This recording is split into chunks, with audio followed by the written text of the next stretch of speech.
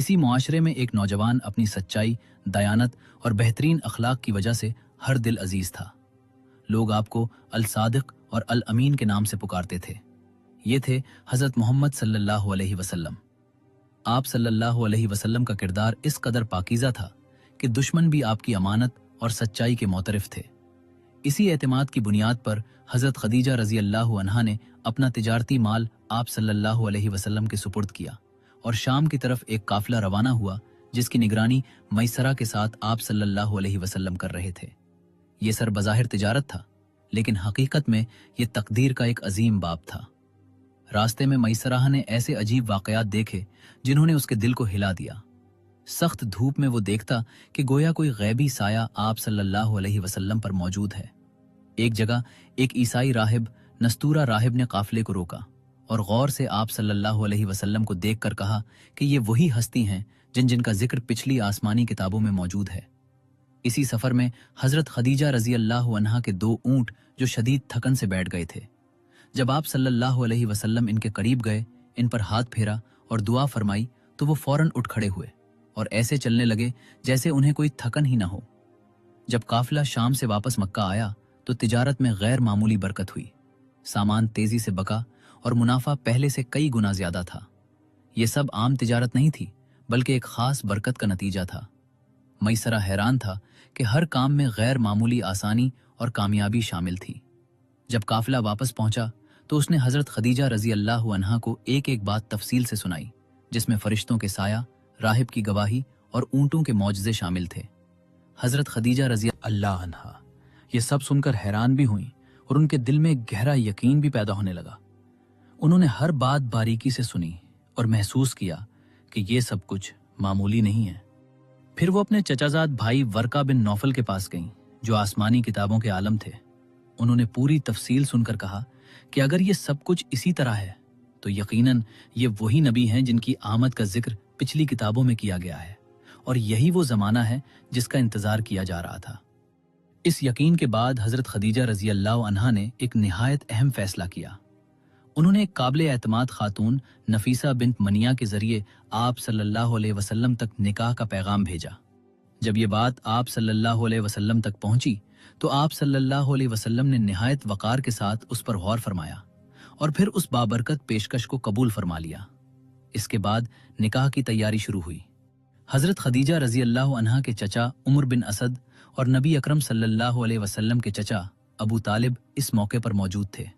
मक्का में एक सादा मगर निहायत बावकार माहौल था। ये निकाह ना किसी दुनियावी लालच पर था और ना किसी बख्ती जज्बे पर, बल्कि ये 2 पाकीज़ा रूहों का ऐसा मिलाप था जो आने वाली तारीख को बदलने वाला था। निकाह के बाद नबी अकरम सल्लल्लाहु अलैहि वसल्लम ने सादा मगर बाबरकत वलीमा किया, जिसमें कुरैश के लोग शरीक हुए।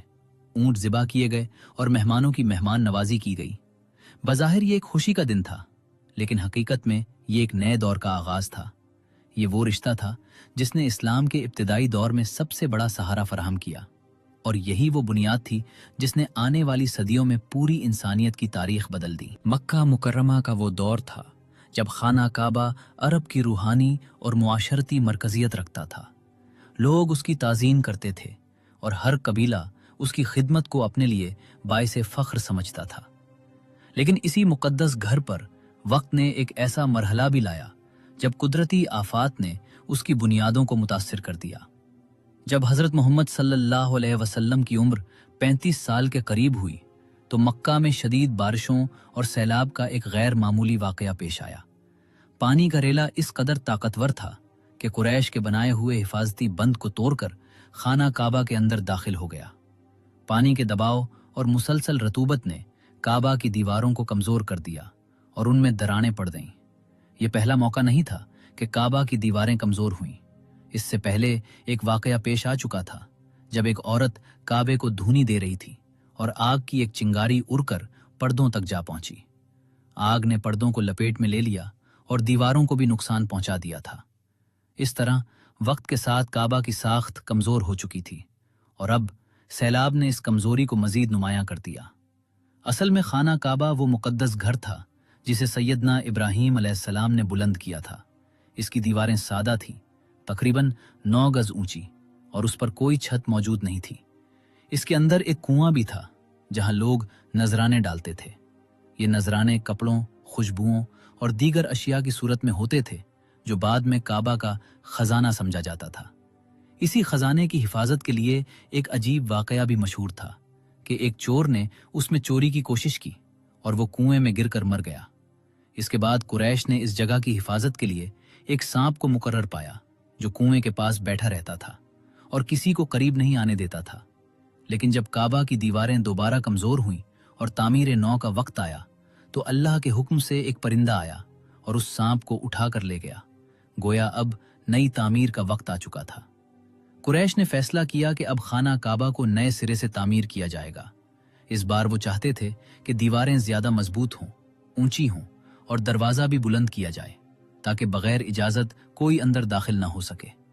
तमाम कबीलों ने मिलकर पत्थर जमा करना शुरू किए। हर कबीला अपने हिस्से का काम कर रहा था और चंदा भी जमा किया जा रहा था।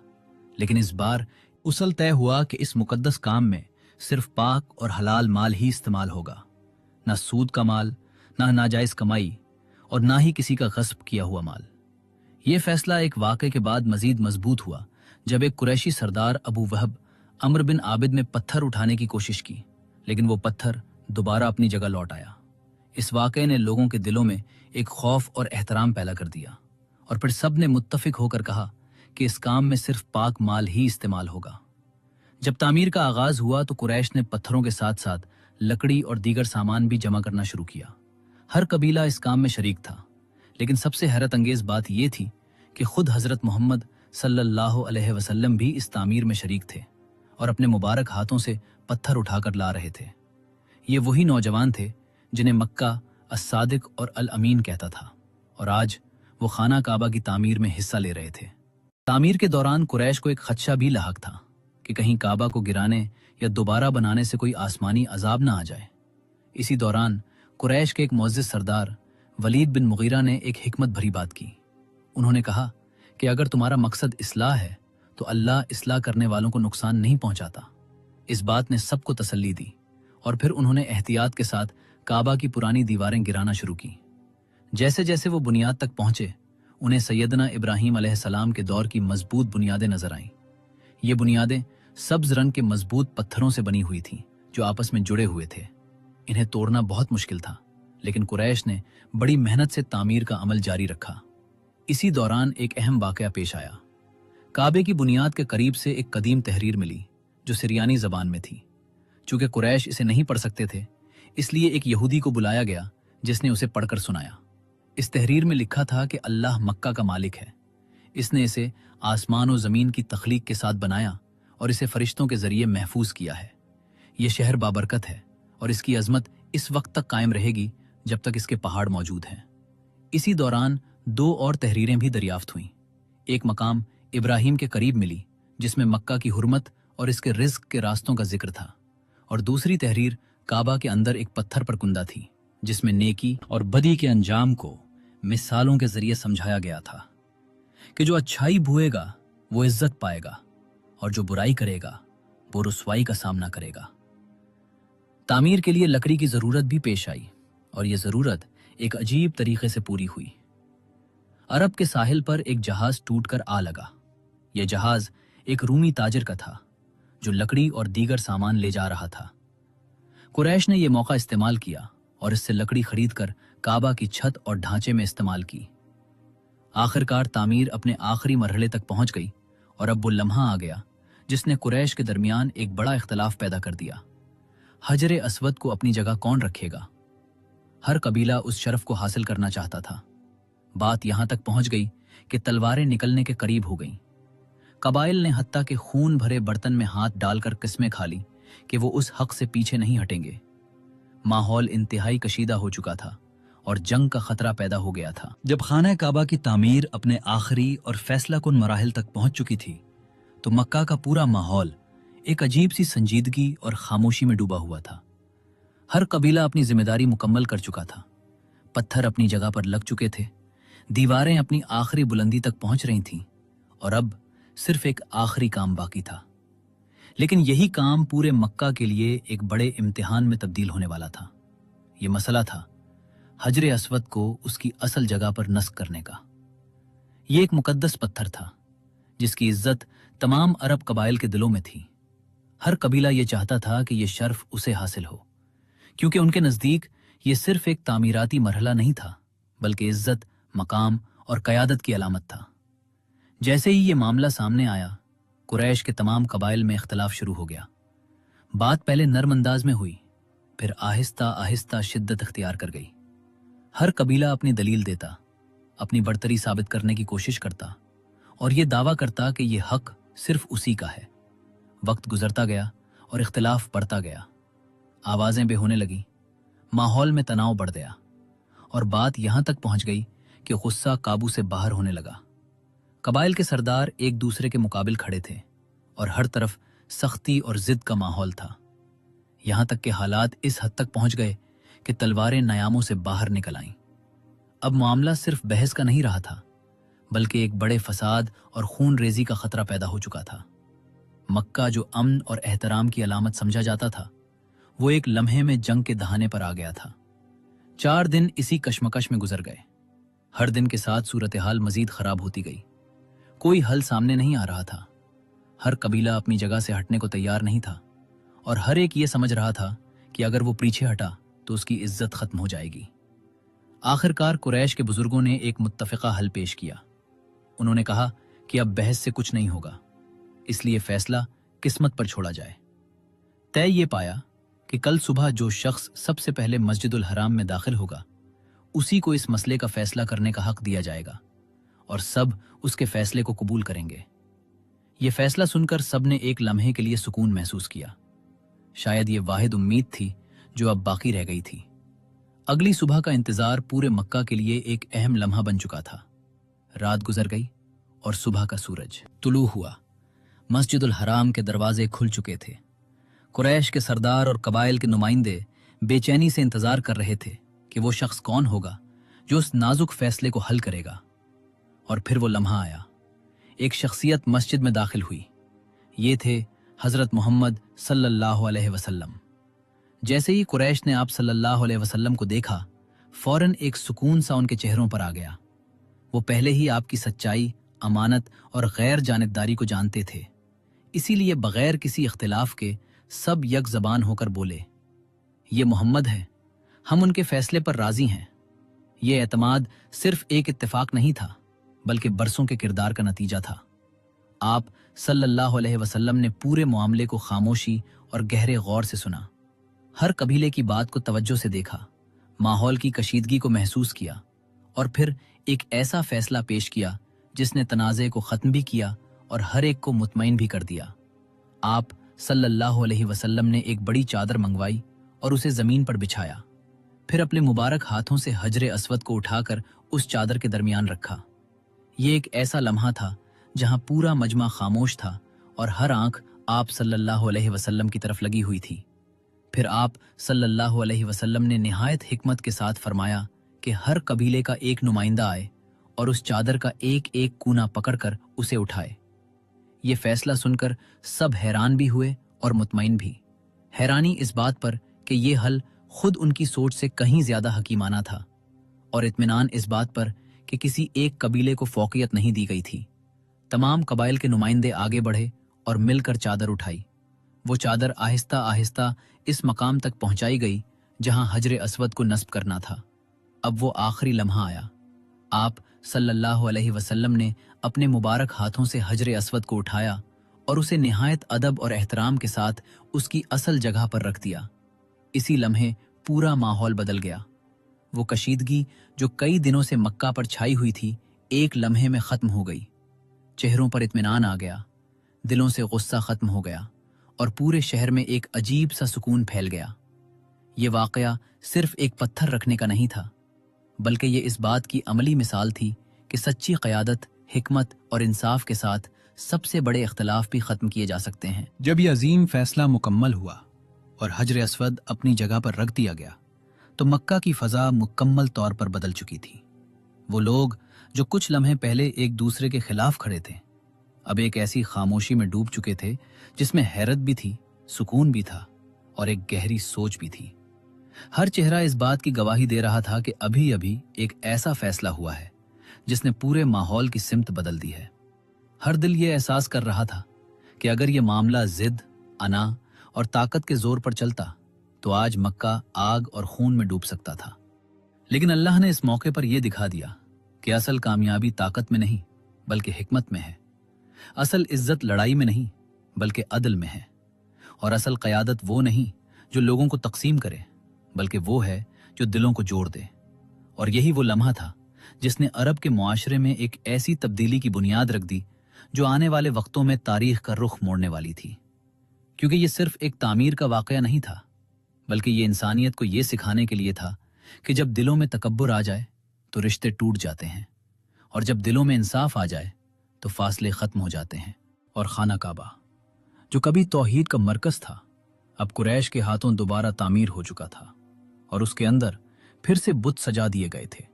یہ کعبہ کی چوتھی تعمیر تھی، مگر اس کی کہانی یہاں سے شروع نہیں ہوتی بلکہ اس وقت سے شروع ہوتی ہے جب نہ زمین تھی نہ آسمان، صرف پانی تھا اور اللہ تعالیٰ کا عرش۔ روایات میں آتا ہے کہ جب عرش پانی پر تھا تو اس میں حرکت پیدا ہوئی اور پھر اس پر یہ کلمہ لکھا گیا، لا الہ الا اللہ محمد رسول اللہ۔ اور جیسے ہی یہ کلمہ لکھا گیا عرش ساکن ہو گیا۔ پھر اللہ تعالیٰ نے آسمانوں اور زمین کو پیدا کرنے کا ارادہ فرمایا، ہوا کو بھیجا گیا، پانی میں موجیں اٹھیں، بخارات بلند ہوئے اور انہی بخارات سے آسمان بنائے گئے۔ پھر زمین کو ظاہر کیا گیا اور سب سے پہلے کعبہ کی جگہ کو خشک کیا گیا۔ یہی جگہ زمین کا مرکز بنی اور یہی خشکی پھیلتے پھیلتے وسیع ہوتی گئی یہاں تک کہ بر اعظم وجود میں آئے۔ پھر زمین پر پہاڑ قائم کیے گئے اور سب سے پہلا پہاڑ ابو قبیس تھا۔ اس کے بعد اللہ تعالیٰ نے فرشتوں کو حکم دیا کہ زمین پر میرے نام کا ایک گھر بناؤ تاکہ انسان اس کے ذریعے میری پناہ مانگے اور اس کا طواف کرے جیسے تم میرے عرش کا طواف کرتے ہو۔ چنانچہ فرشتوں نے اس حکم کی تعمیل کی۔ پھر حضرت آدم علیہ السلام نے اس گھر کی تعمیر کی۔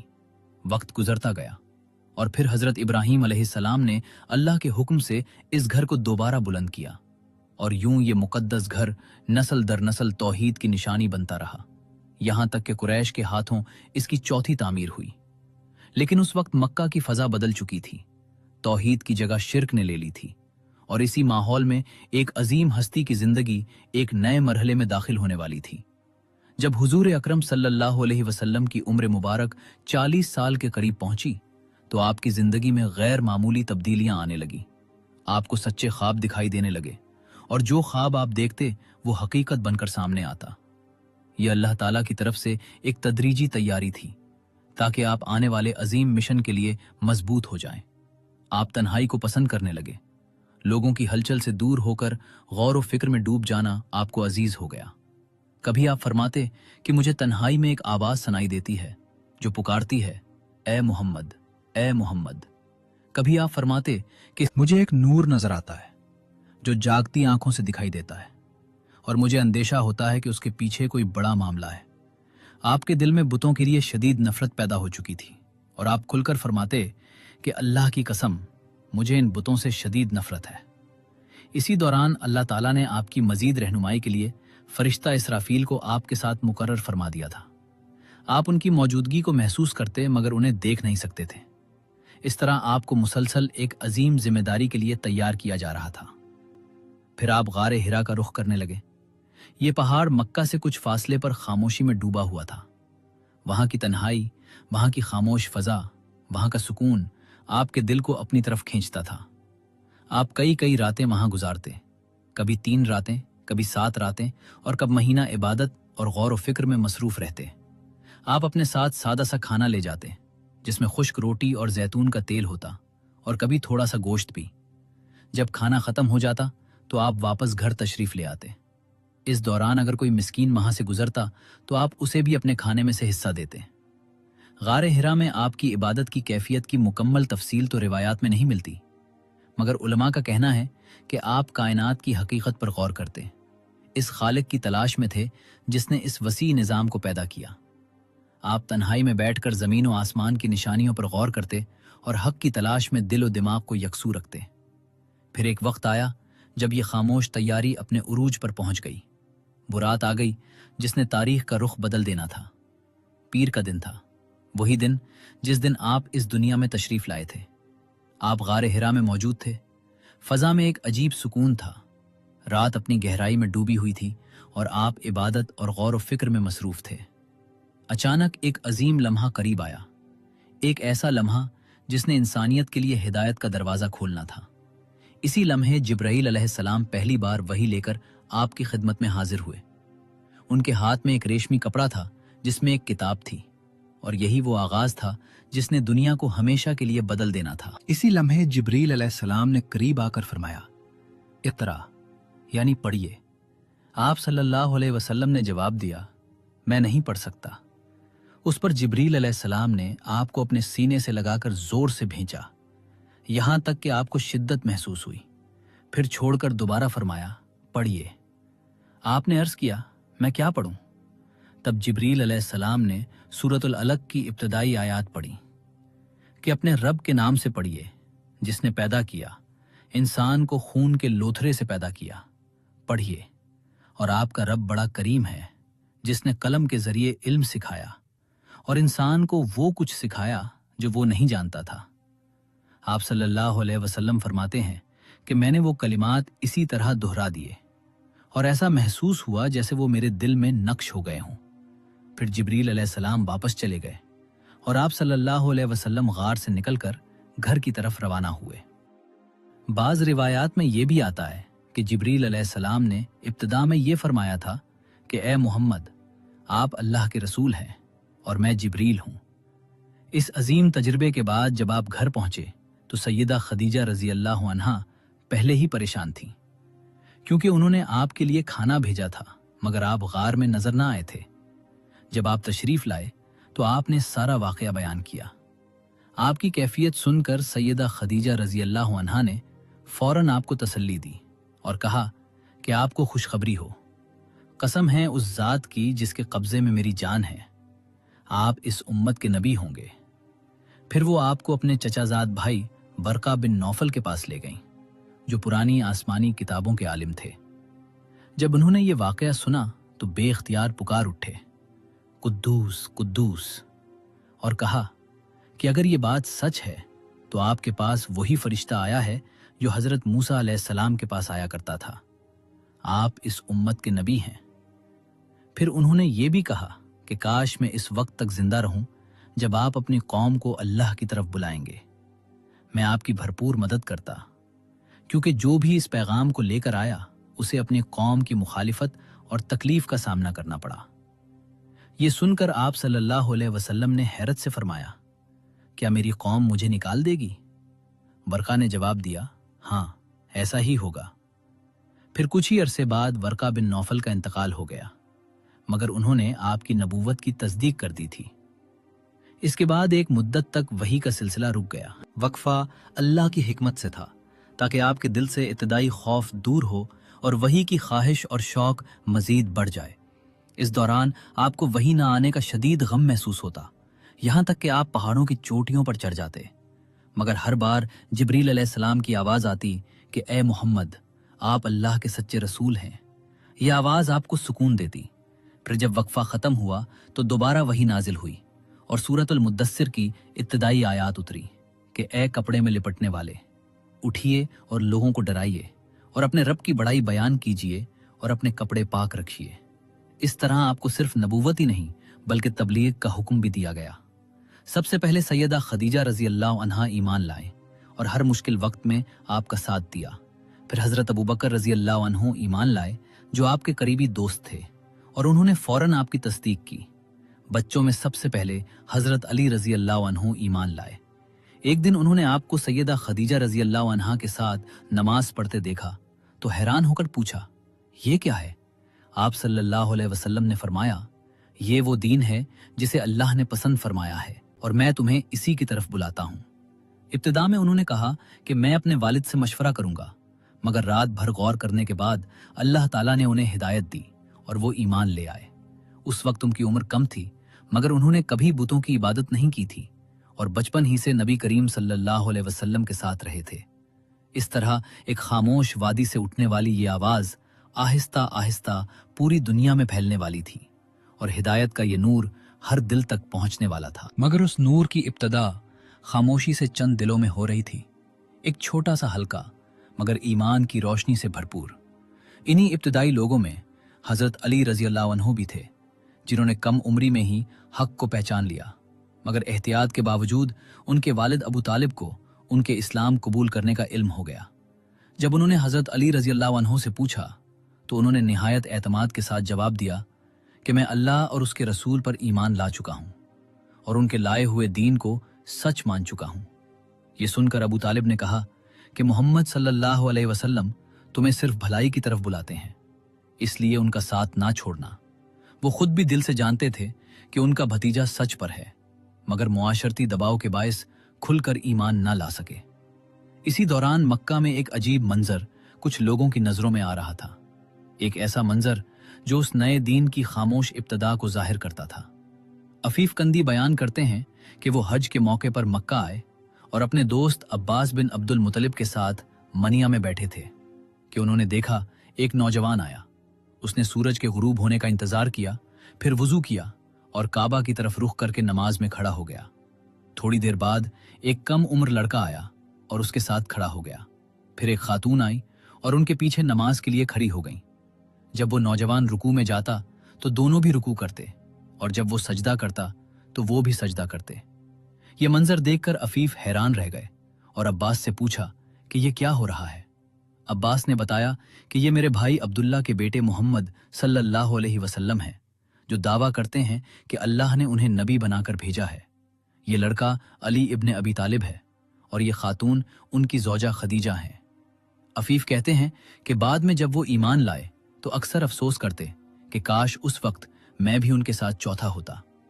उस वक्त अगरचे हजरत अबू बकर सिद्दीक रजी अल्लाह अन्हु और हजरत जैद बिन हारिसा रजी अल्लाह अन्हु भी ईमान ला चुके थे, मगर वो इस मंजर में मौजूद न थे। हजरत जैद बिन हारिसा रजी अल्लाह अन्हु वो खुशनसीब हैं जो गुलामों में सबसे पहले ईमान लाए। उनकी जिंदगी खुद एक अजीब दास्तान है। बचपन में जब वो अपनी वालदा के साथ सफर कर रहे थे तो काफिले पर हमला हुआ और उन्हें अगवा करके बाजार अकाज में बेच दिया गया, जहां से हकीम बिन हिजाम ने उन्हें खरीद कर अपनी फुप्पी सैयदा खदीजा रजी अल्लाह अन्हा को पेश किया। फिर सैयदा खदीजा रजी अल्लाह अन्हा ने उन्हें नबी करीम सल्लल्लाहु अलैहि वसल्लम को हदिया कर दिया। यूं वो आपके पास आ गए। जब इस्लाम की दावत पेश हुई तो उन्होंने फौरन उसे कबूल कर लिया।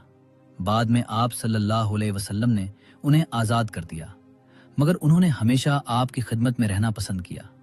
एक दिन उनके वालिद और चचा उन्हें ढूंढते हुए मक्का पहुंचे और नबी करीम सल्लल्लाहु अलैहि वसल्लम की खिदमत में हाजिर होकर अपने बेटे को वापस ले जाने की दरख्वास्त की। आपने निहायत अदल और शफकत के साथ फरमाया कि जैद को इख्तियार है, अगर वो तुम्हारे साथ जाना चाहें तो जा सकते हैं, और अगर मेरे साथ रहना चाहें तो उनकी मर्जी। जब जैद रजी अल्लाह अन्हु से पूछा गया तो उन्होंने बगैर किसी तरद्दुद के कहा कि मैं आपको छोड़कर किसी के साथ नहीं जा सकता।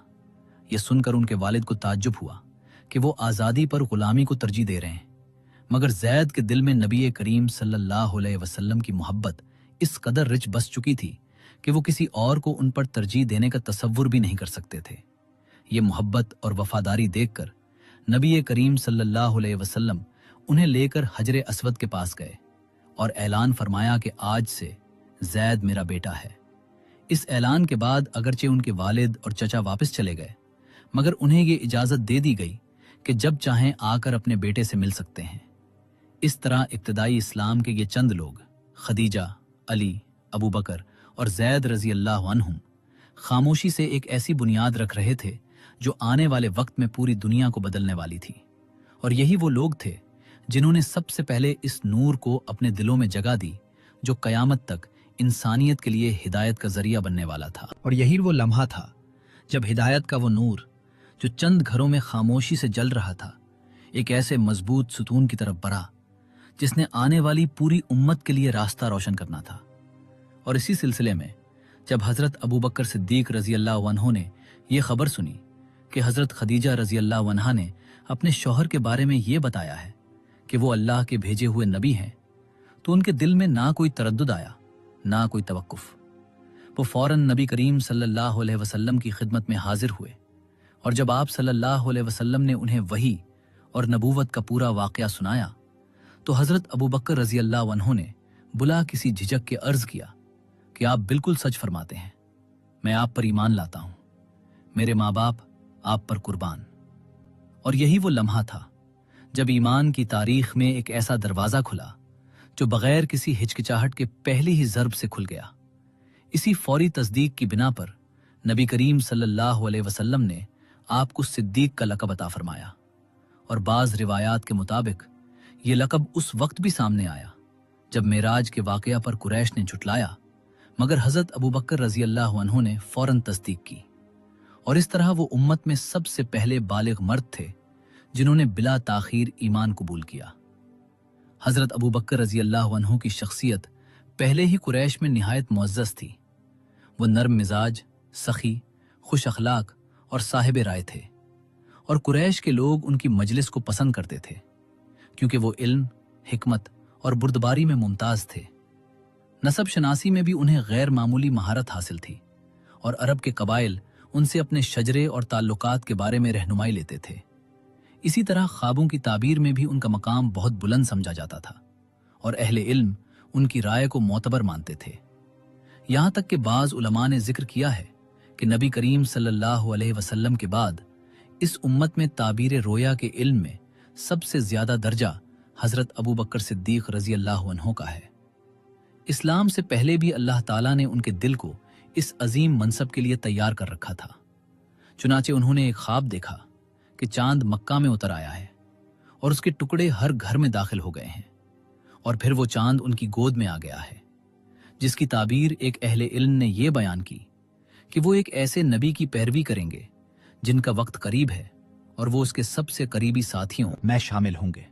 एक और मौके पर यमन में एक बुजुर्ग आलिम ने उन्हें देखकर पहचान दिया कि ये वही शख्स है जिसके बारे में आसमानी किताबों में इशारा मौजूद है कि ये नबी आखिरुज़्ज़मान के करीबी साथियों में से होगा और उनकी जिंदगी में उनका वजीर बनेगा और उनकी वफात के बाद उनके खलीफा के तौर पर जिम्मेदारी संभालेगा। और जब उसने उनके जिस्मानी निशान की तरफ इशारा किया और वो अलामत देखी गई तो वो पुकार उठा कि परवरदिगारे काबा की कसम, तुम वही हो जिसका जिक्र किया गया है। इस तरह हजरत अबू बकर सिद्दीक रजी अल्लाह अन्हु का ईमान सिर्फ एक जज्बाती फैसला नहीं था, बल्कि एक ऐसी सच्चाई की फौरी पहचान थी जो उनके दिल में पहले से रख दी गई थी। और नबी करीम सल्लल्लाहु अलैहि वसल्लम के लिए आप हमेशा एक मुशीर, मददगार और सबसे करीबी साथी के दर्जे में रहे। यहाँ तक कि आप सल्लल्लाहु अलैहि वसल्लम खुद फरमाते थे कि अबू बकर सबसे बेहतर राय देने वाले हैं, और अल्लाह ताला ने मुझे हुक्म दिया है कि अपने मामलात में उनसे मशवरा किया करूं। और यूं इब्तिदाई इस्लाम के ये सुतून मजबूत होते गए और हिदायत का ये सफ़र एक ऐसी जमात की शक्ल इख्तियार करता गया जो आने वाले वक्त में पूरी दुनिया के लिए रोशनी बनने वाली थी। और यही वो वक्त था जब ईमान की ये रोशनी जो मक्का की चंद घरेलू खामोशियों से शुरू हुई थी, अब एक ऐसी शिद्दत के साथ फैलने लगी थी जैसे अंधेरी रात में आहिस्ता आहिस्ता फजर का नूर फैलता है। हजरत अबू बकर सिद्दीक रजी अल्लाह अन्हु की दावत सिर्फ एक पैगाम नहीं थी, बल्कि एक ऐसी बेदारी थी जो दिलों को झंझोड़ रही थी। वो जिसके पास जाते उसे नरमी, दलील और सच्चाई के साथ उस रास्ते की तरफ बुलाते जिसकी गवाही खुद फितरत इंसान के अंदर मौजूद थी। इसी दावत के नतीजे में हजरत उस्मान बिन अफ़्फ़ान रजी अल्लाह अन्हु ईमान लाए, एक ऐसा शख्स जिसके किरदार में हया, शराफत और नरमी अपनी मिसाल आप थी। मगर ईमान लाने के फौरन बाद उन्हें सख्त तरीन आजमाइश का सामना करना पड़ा। उनके अपने खानदान ने उन पर दबाव डाला, उन्हें रोकने की कोशिश की, उनके रास्ते में रुकावटें खड़ी की, मगर वो हर दबाव के सामने एक चट्टान की तरह खड़े रहे और फरमाया कि अगर मेरी जान भी चली जाए तो मैं उस दीन को नहीं छोड़ सकता। ये वो लम्हा था जब ईमान सिर्फ जबान का इकरार नहीं रहा था, बल्कि जान से बढ़कर एक हकीकत बन चुका था।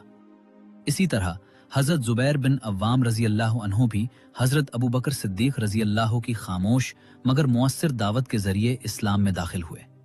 कम उम्र होने के बावजूद उनके दिल में हक की पहचान रोशन हो चुकी थी और वो पहली ही आवाज पर लब्बैक कहने वालों में शामिल हो गए। फिर हजरत अब्दुर्रहमान बिन औफ रजी अल्लाह अन्हु ने भी इसी काफिले में कदम रखा।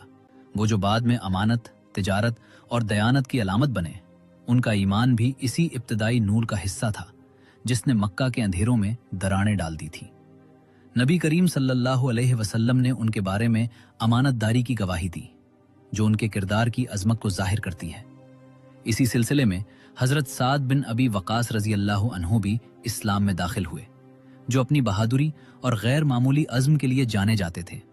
जब उनकी वालदा को उनके ईमान लाने का इल्म हुआ तो उन्होंने जज्बाती दबाव का हर हरबा इस्तेमाल किया, कभी मोहब्बत, कभी धमकी और कभी समाजी दबाव।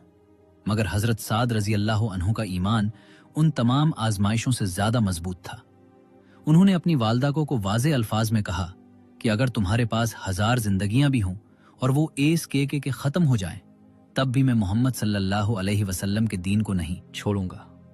ये वो अल्फाज थे जिन्होंने एक तरफ मोहब्बत ईमान को जाहिर किया और दूसरी तरफ दुनिया के तमाम रिश्तों पर हक की तरजीह को वाज़े कर दिया।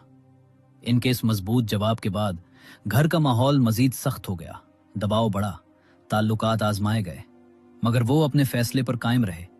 हत्ता कि उनके अपने करीबी रिश्तेदार भी इसी दावत से मुतासिर होने लगे और उनके भाई आमिर भी बाद में इस्लाम ले आए।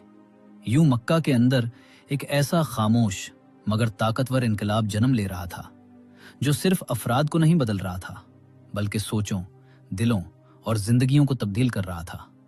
और यह काफिला ऐसे लोगों पर मुश्तमिल हो रहा था जो दुनिया की हर ताकत के सामने सिर्फ एक बात पर कायम थे कि हक को किसी कीमत पर नहीं छोड़ा जाएगा। और यही इस्तकामत आने वाले वक्त ने इस दावत को वो कुव्वत देने वाली थी जो पूरी दुनिया के नक्शे को बदल कर रख देने वाली थी। और यूं मक्का की ये खामोश मगर इंतहाई ताकतवर दावत चंद महदूद अफराद से शुरू होकर एक ऐसे अजीम काफिले में बदल रही थी जो सिर्फ एक अकीदा नहीं बल्कि पूरी इंसानियत के लिए रोशनी बनने वाला था। ये वो लोग थे जिन्होंने जुल्मतों में हक को पहचाना, कमजोरियों में ताकत तलाश की और दुनिया के तमाम दबाव के सामने सिर्फ एक सच्चाई को थामे रखा कि अल्लाह और उसके रसूल का रास्ता ही असल कामयाबी है। ये वो इब्तदाई ईमान वाले थे जिन्होंने अपनी जिंदगियों को बदलकर एक नई तारीख लिखना शुरू की और इसी तारीख ने आगे चलकर पूरी दुनिया के दिलों और जहनों को बदल देना था। अगर हम इस पूरे सफर पर गौर करें तो ये सिर्फ चंद वाकयात नहीं बल्कि एक मुकम्मल इनकलाब की इब्तिदा थी जो दिलों से शुरू होकर पूरी तहजीबों तक फैलने वाला था। और यही वो नूर था जिसके बारे में कहा गया कि यह कयामत तक इंसानियत के लिए हिदायत का जरिया बनने वाला है। अगर आपने सीरत नबवी सल्लल्लाहु अलैहि वसल्लम के सफर को यहां तक सुना और महसूस किया है तो ये इस बात की अलामत है कि अल्लाह ने आपके दिल में भी इस नूर की एक झलक डाल दी है। अब यह हमारी जिम्मेदारी है कि हम इस पैगाम को सिर्फ सुने नहीं बल्कि अपनी जिंदगी का हिस्सा भी बनाएं। अगर आपको ये ईमान अफरोज और तारीखी डॉक्यूमेंट्री पसंद आई है तो हमारे चैनल स्टोरी को जरूर सब्सक्राइब करें, वीडियो को लाइक करें और अपने दोस्तों और घर वालों के साथ भी जरूर शेयर करें ताकि ये पैगाम ज्यादा से ज्यादा लोगों तक पहुंच सके।